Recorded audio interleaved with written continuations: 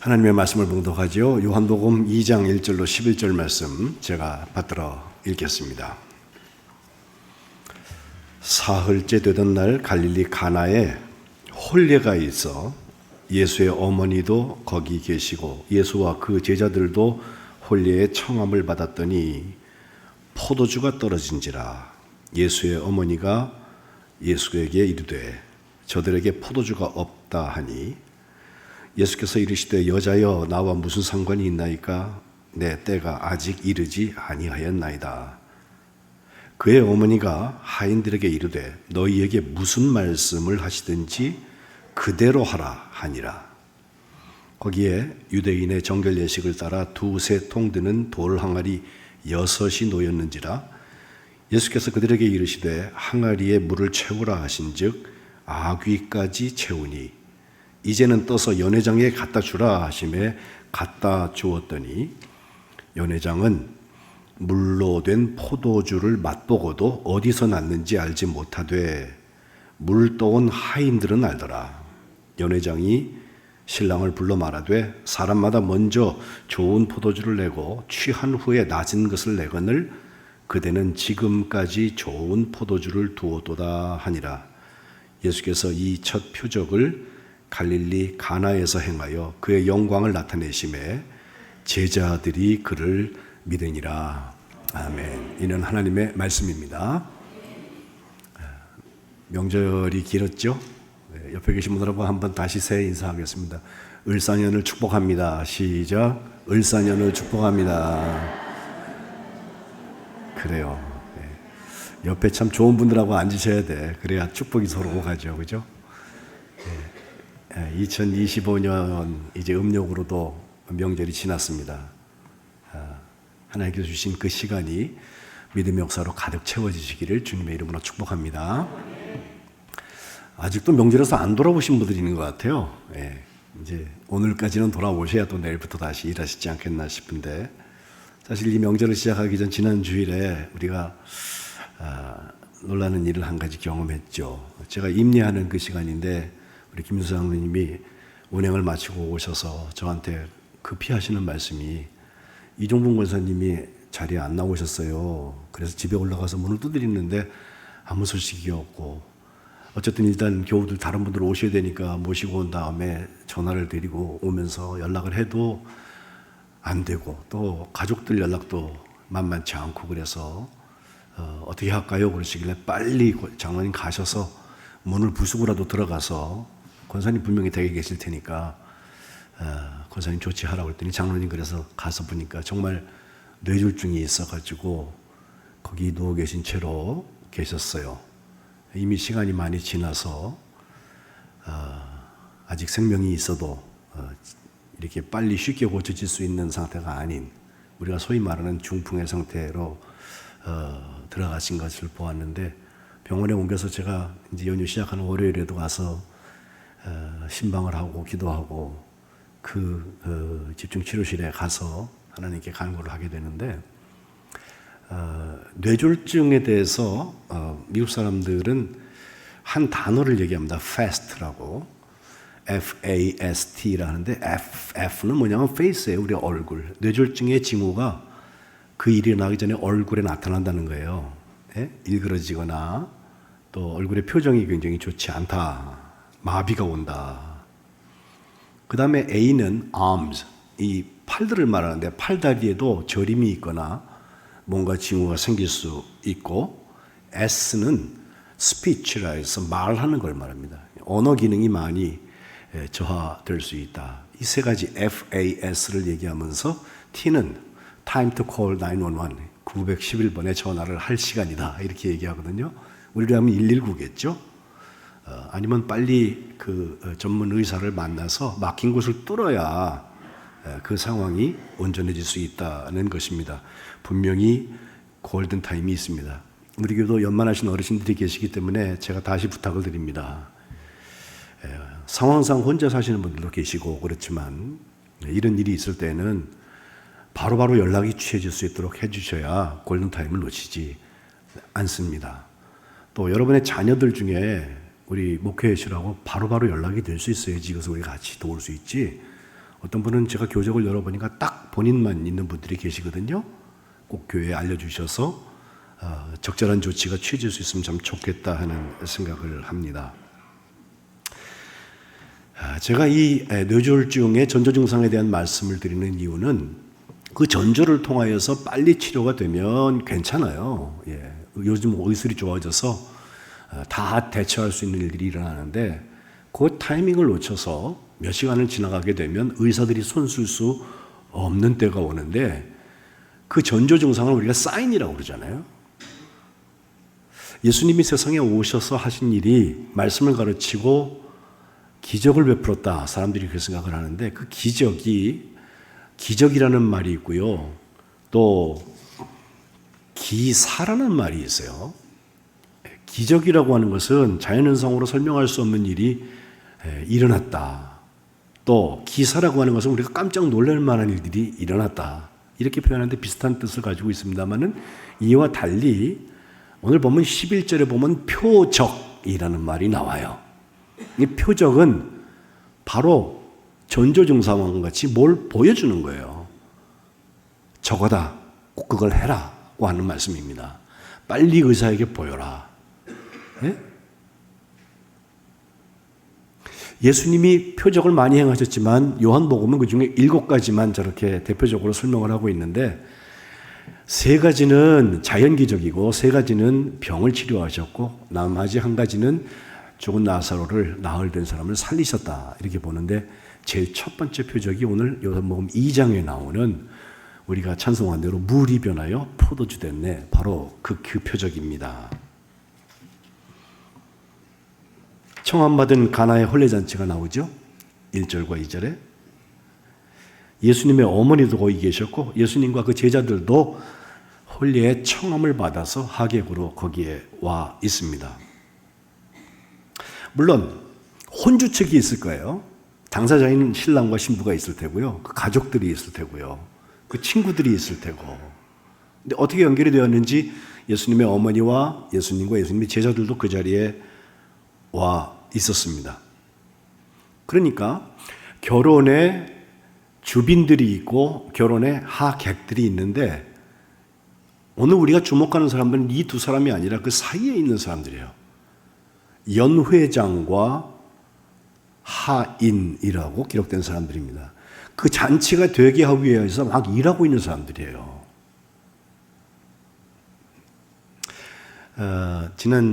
이번 그 도널드 트럼프 대통령이 미국에서 대통령 취임을 하게 되는데 취임식 끝에 축가를 부르는 시간이 있었어요. 그 축가 부를 때 그 캐리 언더우드라고 하는 여인이 나와서 41살 된 그 가수인데요. 이제 축가를 부르겠습니다. 그러니까 쭉 나오더라고요. 그 앞에 딱 서서 마이크를 잡았는데 방송사고가 났습니다. 그때부터 1분 40초 동안 반주가 틀어져야 되는데 반주가 안 틀어지는 거예요. 그때 사람들의 얼굴 표정을 가만 보니까 막 트럼프도 안절부절 못하고요. 그 예식을 진행해야 되는 사람들 아마 방송실에서는 큰 난리가 났을 거예요. 그죠? 그 대통령을 비롯해서 전 세계로 지금 중계가 되고 있는데 거기에 사람들이 서가지고 가만히 서서 1분 40초 거의 100초가량을 있었거든요. 미국의 대망신이기도 하고요. 어찌 보면. 근데 그때 보면 이 잔치의 주인과 객이 드러납니다. 주인은 정말 불안하죠. 이게 빨리 정상화가 돼야 되는데 왜 반주가 안 나오는 거야? 예? 물론 그 캐리 언더우드라는 그 가수가 America the Beautiful, 아름다운 미국이라고 하는 노래를 준비했었는데 반주가 안 나오니까 그냥 제가 노래 부를 테니까 가사 아시는 분들 같이 불러요 그러면서 한 소절을 쫙 부르거든요. 근데 그거 자체로 참 그분이 위기를 잘 넘겼다 하는 그런 생각을 하지만 이 잔치가 벌어졌는데 갑작스러운 일이 일어났을 때 주인과 객의 입장이 다릅니다. 주인은 어떻게든지 이걸 빨리 해결을 해야 되고 객은 거기 구경하면서 나중에 뒷말 해요. 예? 그게 어떻게 끝났다라고 하는 얘기하는 정도 객관자의 위치에 있다는 것입니다. 제가 목회하면서 보니까 주인 같은 객이 있고요. 객 같은 주인이 있어요. 우리 교회의 주인은 물론 예수님이세요. 다 지나가는 사람들입니다. 오래 지나가기도 하고 짧게 지나가기도 해요. 그런데 그 지나가는 손님들이 주인같이 잘 섬기고 책임을 지는 사람들이 있는가 하면 오랫동안 주인의 노릇을 하는 것 같지만 사실은 유체이탈해갖고 딴 데가 있는 사람들이 있어요. 하나님의 기회를 다 놓친 다음에 딴소리 합니다. 그래서 올해 제가 믿음의 역사, 일을 하자는 거예요. 오늘 3절에 가봅시다. 문제가 발생했습니다. 포도주가 떨어졌다는 거예요. 잔치에 포도주가 반드시 있어야 되는데 포도주가 없어진 상황에서 어떤 일들을 하고 있는지 오늘 본문은 분명히 우리에게 설명합니다. 먼저 예수님의 어머니가 예수님한테, 다 하객들인데요, 이렇게 말해요. 야, 저기 포도주가 없다. 저 사람들 포도주가 없다. 우리가 마실 포도주가 없는 겁니다. 명절 지내면서도 우리 가족들부터 다 와서 같이 식사를 하게 되는데 집에 준비한 음식 중에 가장 중요한 음식이 다 떨어졌다고 한번 가정해 보세요. 예? 그럼 주방에서 준비하시던 분들이 마음이 좋지 않고 당황하게 마련이죠. 포도주가 결혼식 잔치에 떨어졌다고 하는 거. 그런데 하객 중에서 그 얘기를 하고 있는 거예요. 예수님의 어머니가 예수님한테 포도주가 떨어졌다고 하는데 4절에 생각보다 독특한 반응이 예수님에게서 차갑게 나옵니다. 아, 그래요? 그럼 어떻게 해야죠? 또 혹은 가만히 있거나 그랬으면 괜찮은데 예수님께서 어머니를 향해서 여자여 하면서 나랑 무슨 상관이 있습니까? 라고 물어요. 그리고 내 때는 아직 이르지 않았습니다. 우리는 마가복음 7장에 나오는 수로보니게 여인의 이야기를 알고 있습니다. 자기 딸이 귀신 들렸어요. 그래서 그걸 해결함을 받으려고 예수님을 찾아가요. 예수님한테 구하죠.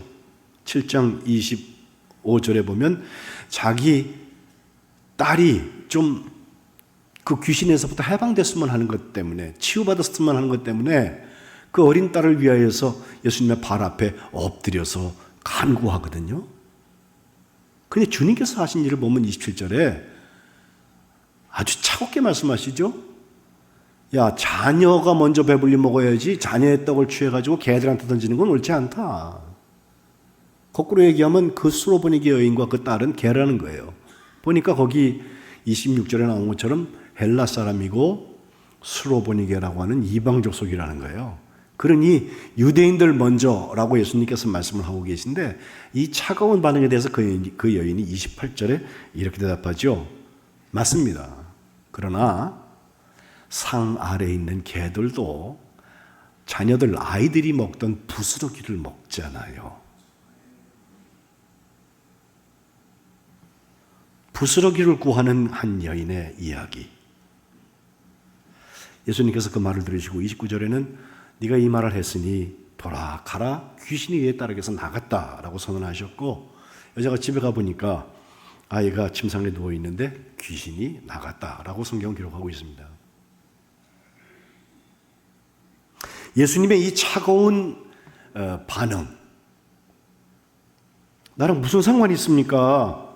아직 내 때가 이르지 않았습니다라고 대답하신 예수님에게 예수님의 어머니는 아무런 말 하지 않습니다. 그러나 예수님의 어머니가 한 가지 더 하고 있는데 바로 5절에 보면 그 잔치를 진행시키고 있는 하인들을 향하여서 한마디 얘기해요. 너희한테 무슨 말씀을 하시든지 그대로 해라. 그대로 하라 말이에요. 그대로. 사실 명령할 수 있는 위치에 있지 않아요. 하객이에요. 근데 하객 중에 한 사람이 하는 말을 이 잔치를 진행하고 있는 하인들이 따라서 하라는 거예요. 실제로 보니까 유대인의 정결 예식을 따라서 6절에 거기 손을 씻고 발을 씻게 하는 그런 물통이 있었는데 두세 통들이 항아리라고 그랬는데 이게 6개나 거기 쭉 있다고 그랬거든요. 그게 아마 비어 있었나 봐요. 예수님은 두 가지 말씀을 하셨습니다. 먼저 항아리에 물을 채워라 말씀하셨더니 어찌된 일인지 그 하인들이 정말 갑자기 그 항아리에다 물을 붓기 시작을 해요. 아귀까지 채웠다고 그랬어요. 8절에 보면 두 번째 말씀은 이제는 떠서 연회장, 그 연회를 섬기고 있는 아마 장쯤 되는 사람한테 갖다 주어라 라고 얘기를 하는데 그것을 또 갖다 주었다는 거예요. 갖다 주고 있는 그것이 물이었을까요? 포도주였을까요? 어쩌다가 이런 일이 일어나는지 모릅니다. 이것은 기사와 이적이기도 하고 다른 말로 표적이라고 제가 말해야 되는 이유는 요한복음 11절에 첫 표적을 가나에서 행했다고 얘기하고 있는 이유는 반드시 그 사건을 통해 주님께서 하고 싶은 이야기가 있는 것인데 그 하인들의 순종에 대한 이야기예요. 여러분, 순종은요 다 따져보고 하는 게 아니에요. 이렇게 될 것이 예측되기 때문에 하는 게 아니에요. 알고 믿는 게 아니라 믿고 알았었나이다라고 우리가 얘기하는 이유가 믿음의 역사, 믿음의 순종이라는 게 거기에서 시작되기 때문에 그래요. 주님의 말씀이니까 예수님이 말씀하시니 우리가 단순히 행동하는 거예요. 그대로 행하라. 그랬더니 그 행함, 역사 속에 예수님의 표적이 나타난다는 것입니다. 실제로 변화된 것을 보면 물이 변하여 포도주 됐네 우리 그렇게 노래했잖아요. 내용물은 분명히 변했어요. 근데 그 내용물만 변한 게 아니라 물이 변화해서 포도주가 된 것 때문에 물을 아마 움직이고 있는 그 그릇도 물그릇에서 포도주 그릇으로 바뀌었을 거예요. 무엇보다도 이 일을 경험하도록 물을 항아리에 아귀까지 구워 부었던 그 하인들은 물을 가지고 있던 하인들로부터 포도주를 가지고 있는 하인들로 바뀌었을 것이고 그것이 그 잔치가 포도주가 없다 해서 시작해서 나중까지 더 좋은 포도주를 가지고 있다고 하는 잔치가 바뀌는 역사가 나타나는 거예요. 제일 중요한 변화는 물이 포도주가 되었다는 것이라고 생각할 수 있지만 제가 보기엔 달라요. 하인들이 순종했더니 주님이 일하셨다는 거예요. 이것이 믿음의 역사입니다. 포도주가 떨어져서 잔치가 망가질 것 같은 당황스러운 상황에서 주인도 아니고 손님이 하는 말을 듣고 그 하인들이 그 일을 행동했다는 거예요. 뭐 거기에 여러 가지 묻지 않았습니다. 그 물 부으면 어떻게 됩니까? 묻지 않았습니다.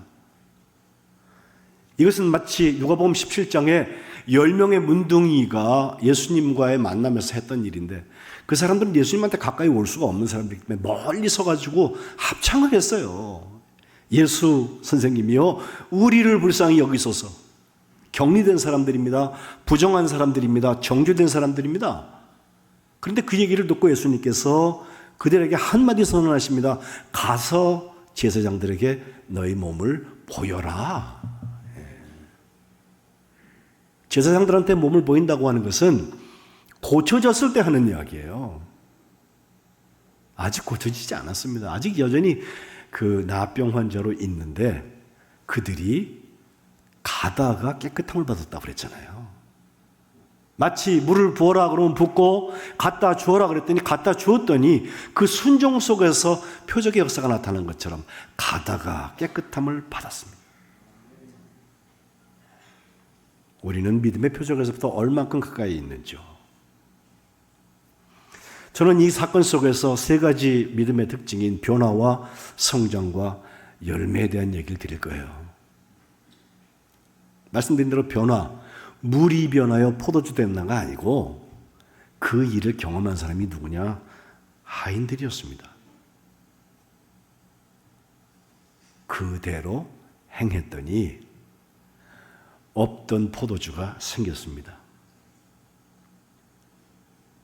그래서 연회장은 물로 된 포도주를 맛보고도 그게 어디서 났는지 알지 못하는 어디서 나서 숨겨놓은 거 있었어? 뭐 이 정도 얘기했을지 모르겠어요. 하지만 물 떠온 하인들은 알았다는 거예요. 그게 변합니다. 그게.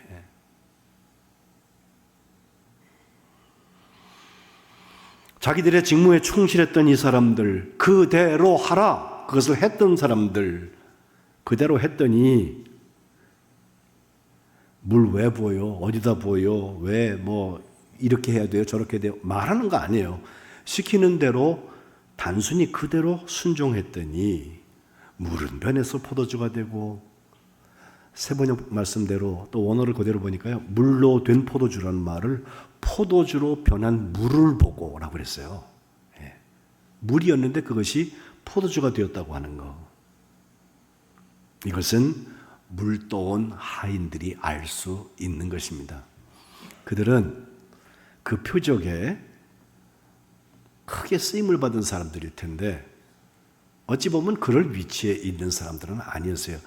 결혼식의 주인은 어찌 보면 바로 그 신랑과 신부였을 것이고 또 섬기는 사람들이 있다 하더라도 그 중에서 연회장이 있었을 텐데 그들이 아니라 실제로 그 일을 한 사람, 믿음의 역사를 했던 사람들이 그걸 보는 거예요.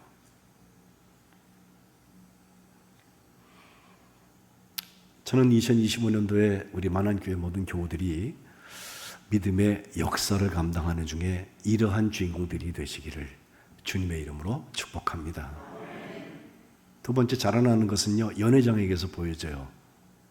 연회장은 말씀드린 대로 물로 된 포도주, 포도주로 변한 물, 그게 도대체 어디서 나왔는지 굉장히 궁금했을 거예요.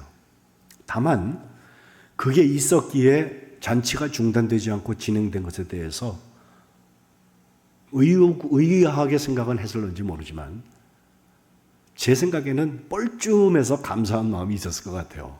예?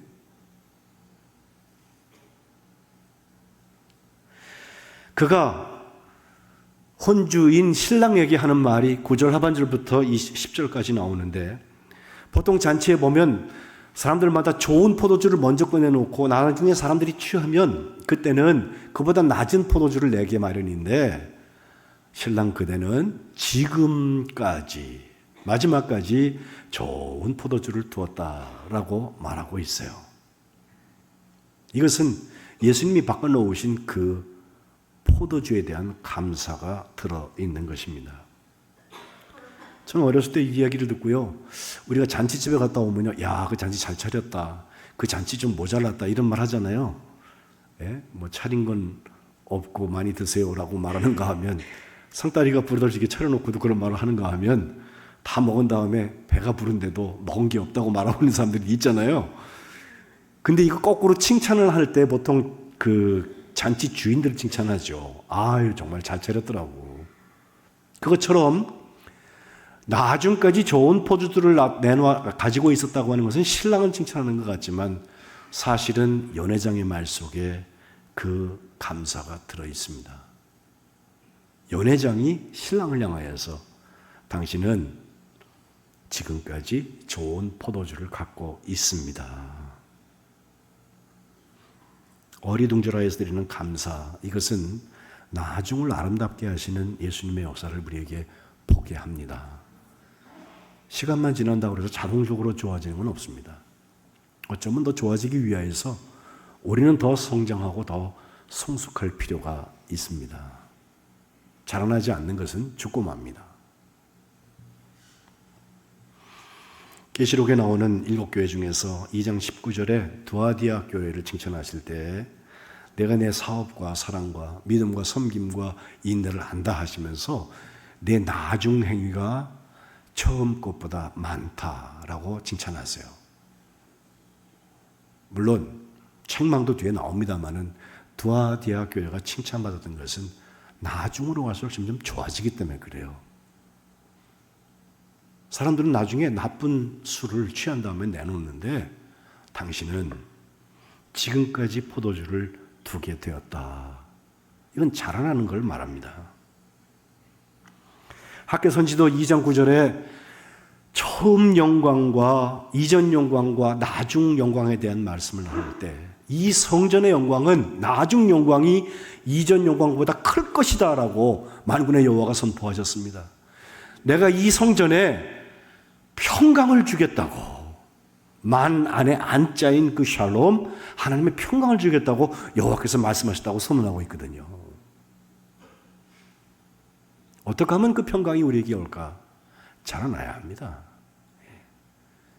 억지로 자라나게 하는 거 말고 우리가 물이 변하여 포도주 되어서 나중까지 좋은 포도주를 가지고 있던 한 잔치처럼 매일매일 자라나야 할 것입니다.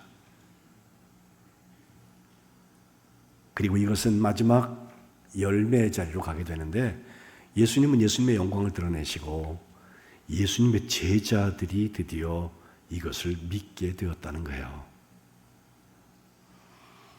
11절에 보니까 제자들이 그를 믿게 되었다, 예수님을 믿게 되었다고 하는 표현이 나오는데 맨 초기 사역이고 첫 번째 기적이잖아요. 그러니까 그전에는 그런 거 못 보았는데 와, 우리가 함께 거기서 그 잔치를 경험했는데 포도주가 떨어져서 물밖에 없는 자리에 오히려 주님은 그것으로 포도주를 만들어서 잔치가 되게 하셨을 뿐만 아니라 그 변화와 함께 그 성장과 함께 끝까지 좋은 것을 나누게 하는, 오늘 우리들에게 그분이 그 일을 하신 것에 대해서 믿을 수 있는 바로 그 열매를 허락해 주셨다는 겁니다. 저는 영국 사람으로서 미국에서 부흥회를 참 많이 하고 또 전 세계를 다니면서 큰 사역을 감당했던 한 집시의 이야기를 여러분과 나누고 싶어요. 그 이름이 라드니 스미스라고 하는 사람인데요. 1860년도에 태어나서 1947년까지 거의 한 90살, 87세로 살았던 분입니다. 런던에서 북쪽으로 한 10km 떨어져 있는 곳에 에핑이라는 숲이 있는데 거기 살고 있던 집시의 가정에서 태어났어요. 6남매 중에서 네 번째 아들로, 네 번째 자녀로 태어나게 되는데 그가 5살 났을 때 그의 어머니가 돌아가셔요. 아이는 6이나 낳아놓고선 어머니가 돌아가셨어요. 그리고 그 아버지가 무슨 광주리 장사, 집시들이 하는 게 다 그렇잖아요.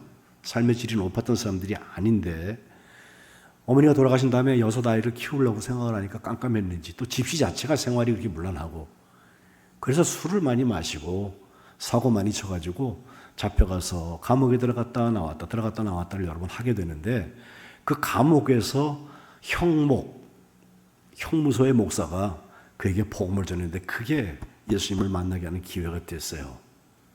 그리고 그가 회심을 체험한 다음에 그의 집이 완전히 달라졌습니다.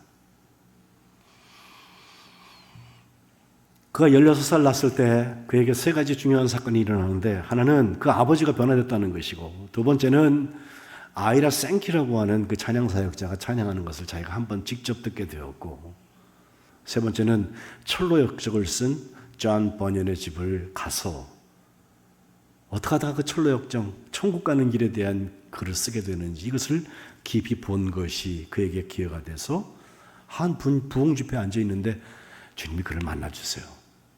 그리고 그가 변화돼서 그의 믿음이 자라나기 시작하는데 구세군을 시작했던 그 윌리엄 부스 장군이 그를 보고 아직 소년이지만 그에게 복음을 전하는 법을 가르치고 함께 복음 사역을 시작을 합니다. 그리고 나서 그가 성년이 된 다음에는 감리교회의 순회 전도자가 돼서 그때부터 가는 곳마다 부흥회를 시작한 거예요. 새파랗게 젊은 청년이. 근데 거기 역사가 나타나기 시작했어요.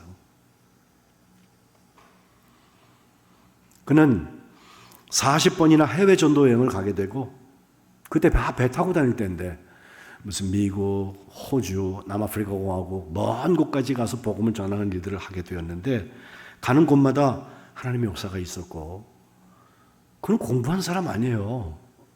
흑수저 출신 중에 흑수저 출신일 거예요. 근데 어떻게 그가 그렇게 많은 사역을 감당해서 그가 태어난 그 자리에 가면 거기 텐트가 있던 곳인데 집시들이 살던 저런 돌이 하나 딱 놓여 있습니다. 한번 보여주시죠. 저게 써 있는 그 기념비에 보면 저 집시 라드니 스미스라고 그 이름이 쭉 써 있고 그는 1860년 3월 31일에 태어나서 여기서 태어나서 47년도 8월 4일에 미국을 여행하는 중에 하나님의 부르심을 받았다라고 되어져 있지만 그 앞에 보면 70년 동안에 5개의 그 대륙에 가서 수천 명의 사람들에게 예수님의 복음을 전한 사람입니다. 라고 짧게 쓰고 있는데 맨 밑에 줄에 What has God wrought? 하나님이 어떤 일을 행하셨습니까? 실제로 그가 남긴 말 중에 유명한 말이 있어요. 우리는 마태, 마가, 누가, 요한 4개의 복음을 알잖아요. 저 사람이 하는 말은 사실 복음서는 5가지인데 5번째 복음은 누구냐면 저와 여러분이에요. 그리스도인들이라. 그렇게 얘기하면서 우리들 말고 대부분의 사람들, 아직 예수님을 모르는 사람들은 앞에 마태, 마가, 누가, 요한 이 복음서들은 읽지 않습니다. 그들이 읽을 수 있는 복음서는 바로 저와 여러분들입니다. 우리가 살아가고 있는 모습 속에 예수님의 복음이 담겨 있다면 거기에 물이 포도주가 되고 거기에 자라나는 역사가 있어서 뒤로 갈수록 아름다운 열매를 맺는 것을 보면 그들이 예수를 믿게 될 거라는 거예요. 저는 저 사람이 다니면서 하는 부흥회 한번 들어보고 싶어요. 47년도 제가 태어나기 전에 하나님의 부르심을 받아서 이제는 볼 수 없지만 한번 그 에피소드에 이런 얘기가 있어요. 나이가 들어가지고 대학가에서 청년들에게 복음을 전했대요. 우리 어르신들이 청년들하고 코드 맞추기 힘들잖아요. 저도 힘든데. 근데 아이들이 그 할아버지만 나타나면 길을 피해서 도망가고 그러는데 한 청년이 그에게 다가와가지고 오늘 요한복음 2장에 있는 말씀에 대한 물음을 묻는 거예요. 할아버지 아직도 그 물이 변해서 포도주가 됐다는 그런 얘기 믿고 계신 거예요? 그거 나한테 설명하려고 그러시는 거예요? 말도 안 되는 기적이잖아요. 근데 그 할아버지가 그 학생을 쳐다보면서 하는 말이에요. 학생이 원한다면 물이 포도주가 되는 거는 내가 못해도 포도주가 물 되는 건 내가 당신에게 알려줄 수 있다고. 학생이 기가 막혀서 한번 해보세요. 그랬더니 그 할아버지가 하는 얘기가 저 길 건너에 저쪽에 가면은 거기 마을에 가가지고 사람들한테 물어보라고. 집시 스미스가 어떤 사람인지. 온 마을 사람들은 고개를 절레절레 흔들면서 그 감옥에 들어다니던 그 사람? 알코올 중독자, 그 얘기를 바로 얘기할 거네. 하루도 아닌 단 1시간도 술 마시지 않고는 살 수 없었던 내 아버지예요. 그런데 그가 지금 술 대신 물만 마시고 사는 아들을 만들었단 말이에요. 나도 예수님 없었으면 아버지랑 똑같이 살았을 텐데, 집시로 살았을 텐데, 예수님이 나를 만나주신다면 나를 바꿔놓으시고 내 믿음을 자라게 하시고 가는 곳마다 복음을 전하게 하셔서 열매 맺게 하신 것을 보면 나는 더 이상 포도주가 변하여서 이제는 예수님의 생명물, 바로 그 물이 된 삶을 살게 하신 거라네. 물은 변하여서 포도주를 만들 수는 없지만 포도주가 변하여서 물이 되었다네. 이 집시 스미스의 이야기는 오늘 우리들에게 많은 이야기를 하고 있어요. 우리는 옛사람은 벗어버리고 새사람이 되었다고 말로는 하는데 예배당 나가면서 여러분 다 잊어먹으시죠? 아니에요. 그때가 새사람을 살아가기 시작하는 때예요. 그게 물이 되었던 포도주가 되었던 주님이 바꿔놓으신 모습으로 쓰임받는 거예요. 하인들이 되는 거예요. 채우라면 채우고 갖다 주라 그러면 갖다 주는 거예요. 그리고 그것이 우리를 바꿔놓고 우리를 자라나게 해서 뒤를 아름답게 하고 결국 열매 맺게 해서 구원의 역사를 허락하여 주실 줄로 믿습니다. 믿음의 역사가 우리 만나는 모든 성도들의 삶 가운데 있으시기를 축복합니다. 기도합시다. 하나님, 고맙습니다. 처음 표적이었던 가나의 혼인잔치에 물이 변하여서 포도주가 되었는데 이 일을 감당했던 하인들처럼 주님의 말씀에 순종하려 합니다. 우리 만안의 하나님의 자녀들을 기억하여 주시고 그들이 그대로 행하는 역사 가운데 하나님의 역사, 믿음의 역사를 이루어 주옵소서. 우리들의 믿음은 날로 자라나게 하시고 하나님이 기뻐하시는 일의 지경들이 넓어지게 하시고 한 영혼이 구원받는 아름다운 열매를 통하여 하나님께 큰 영광을 돌려드리고 우리들이 예수 믿는 증거를 얻게 하여 주옵소서. 예수님의 이름으로 기도합니다. 아멘.